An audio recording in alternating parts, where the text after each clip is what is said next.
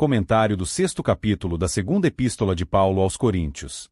Tudo o que Paulo vinha dizendo aos coríntios tinha em vista, principalmente, convencê-los de que deveriam viver em santidade para o Senhor, uma vez que não devemos esquecer dos muitos problemas que estavam ocorrendo naquela igreja e que foram exaustivamente comentados por Paulo na sua primeira epístola dirigida a eles, notadamente quanto ao que se referia a comer coisas sacrificadas a ídolos nos templos pagãos. O testemunho da vida santificada do apóstolo é o que deveria ser seguido por eles, e não os argumentos carnais dos seus opositores, que seguiam a inclinação da carne e não do espírito. Como poderiam se sustentar de pé tais argumentos carnais em face da exposição do evangelho que Paulo não somente pregava, como também vivia, e que agora estava recordando aos coríntios por carta? Assim, ele conclui o 6º capítulo com admoestações, para que os coríntios não se prendessem em julgo desigual com os incrédulos, e que não se associassem a eles em suas obras dedicadas a ídolos e demônios, e que saíssem, portanto, do meio deles, porque eram templo do Deus vivo, e não deveriam deste modo tocar em nada imundo para serem agradáveis a Deus. Veja que ele está concluindo com base no modo de vida carnal com concessões à idolatria que muitos deles estavam fazendo ou aprovando. Assim, tudo o que o apóstolo havia dito antes, inclusive na parte inicial deste capítulo, tinha o propósito de chamar os coríntios a imitarem o seu modo de vida cristã, que era segundo a verdade, e não segundo seus próprios pensamentos e vontade.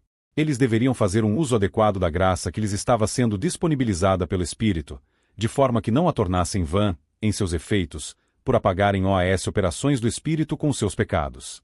A chamada santificação não era uma invenção de Paulo, mas uma chamada do próprio Deus, e todos os ministros do Evangelho são apenas cooperadores do testemunho da chamada reconciliação que o próprio Deus faz através do seu Espírito. Por isso se requer santidade de vida dos que pregam o Evangelho, para que o ministério não seja censurado ou que venha a ser motivo de escândalo.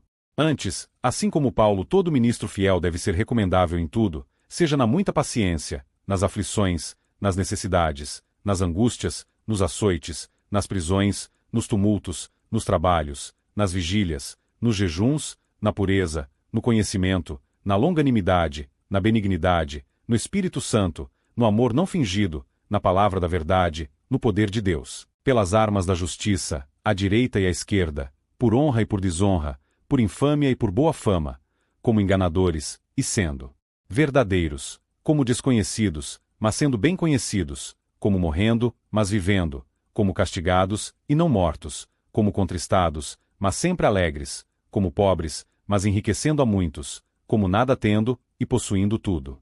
Todas estas coisas estavam em Paulo e devem ser achadas nos demais ministros de Deus, se forem chamados a participarem delas, especialmente daquelas coisas que são comuns a todos eles, porque ainda que alguns não venham a sofrer prisões e açoites como o apóstolo, é certo que serão aperfeiçoados para o ministério, e mantidos humildes, pelas aflições que sofrerão. Estas são as marcas de um ministério verdadeiro, as quais são tidas em alta conta e estima somente pelo Espírito. A carne e o mundo não podem apreciar tais coisas. O Espírito as aprecia porque é por elas que ele é liberado das amarras do homem exterior, para que possa servir a Deus em liberdade e no poder do Espírito Santo. É por estas coisas, sofridas com paciência e vividas por amor ao Senhor, conforme a capacitação da sua graça, que se pode ter o coração dilatado para suportar ofensas, ingratidões e as fraquezas daqueles que servimos, porque já não mais nós vivemos, senão Cristo vive em nós, e é pelo seu amor que podemos todas estas coisas. Mas quando não se tem um coração dilatado, por se estar estreitado em seus próprios afetos, tal como os coríntios, isto é, por se viver pela energia da alma com suas emoções, vontades, sentimentos e tudo mais que não pertence ao Espírito, não se pode viver do modo como vivia o apóstolo, mas importa que se coopere com o trabalho do Espírito em dilatar o nosso coração, para que possamos amar assim como Cristo nos ama. Somente aqueles que são assim exercitados por Deus podem compreender que, em posição de muitas privações, incapacitações físicas, e muito da energia natural pode ser drenada por Deus para que seus ministros possam se dedicar com maior empenho à obra que lhes tem designado, pois, caso estivessem na plenitude de suas capacidades naturais, poderiam ocupar a maior parte do seu tempo, como é comum de ocorrer, com muitas distrações e ocupações que tomariam o lugar do exercício no ministério. Posso dar o meu próprio testemunho quanto a isto, pois depois de ter passado por um câncer que me levou cerca de 70 centímetros do meu intestino, e na sequência por um infarto do miocárdio com 2 paradas cardíacas que fizeram 2 partes do meu coração morrerem, e ainda com a perda total da visão do olho esquerdo, e com muito pouca visão restante no direito. Já não posso mais me dedicar a atividades públicas externas presenciais, por meu presente estado debilitado, mas o Senhor, por sua graça, tem me fortalecido e capacitado a continuar trabalhando para sua exclusiva glória, pois é de fato dirigente e realizador desta obra, que não propriamente eu, mas a sua graça tem concretizado. Leitura do 6º capítulo da 2ª Epístola de Paulo aos Coríntios. Verso 1. E nós, cooperando também com ele, vos exortamos a que não recebais a graça de Deus em vão. 2. Porque diz, ouvi-te em tempo aceitável e socorri-te no dia da salvação. Eis aqui agora o tempo aceitável, eis aqui agora o dia da salvação. 3. Não dando nós escândalo em coisa alguma, para que o nosso ministério não seja censurado. 4. Antes, como ministros de Deus, tornando-nos recomendáveis em tudo, na muita paciência, nas aflições, nas necessidades, nas angústias. 5. Nos açoites, nas prisões, nos tumultos, nos trabalhos, nas vigílias, nos jejuns. 6. Na pureza, na ciência, na longanimidade, na benignidade, no Espírito Santo, no amor não fingido. 7. Na palavra da verdade, no poder de Deus, pelas armas da justiça, à direita e à esquerda. 8. Por honra e por desonra, por infâmia e por boa fama, como enganadores e sendo verdadeiros.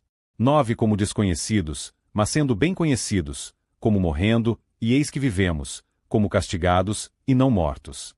10. Como contristados, mas sempre alegres, como pobres, mas enriquecendo a muitos, como nada tendo, e possuindo tudo. 11. Ó Coríntios, a nossa boca está aberta para vós, o nosso coração está dilatado. 12. Não estáis estreitados em nós, mas estáis estreitados nos vossos próprios afetos. 13. Ora, em recompensa disto, falo como a filhos, dilatai-vos também vós. 14. Não vos prendais a um jugo desigual com os infiéis. Porque, que sociedade tem a justiça com a injustiça?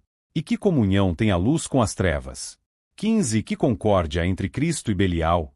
Ou que parte tem o fiel com o infiel?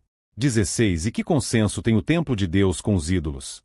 Porque vós sois o templo do Deus vivente, como Deus disse, neles habitarei, e entre eles andarei, e eu serei o seu Deus e eles serão o meu povo. 17. Por isso saí do meio deles, e apartai-vos, diz o Senhor, e não toqueis nada imundo, e eu vos receberei. 18. E eu serei para vós pai, e vós sereis para mim filhos e filhas, diz o Senhor Todo-Poderoso.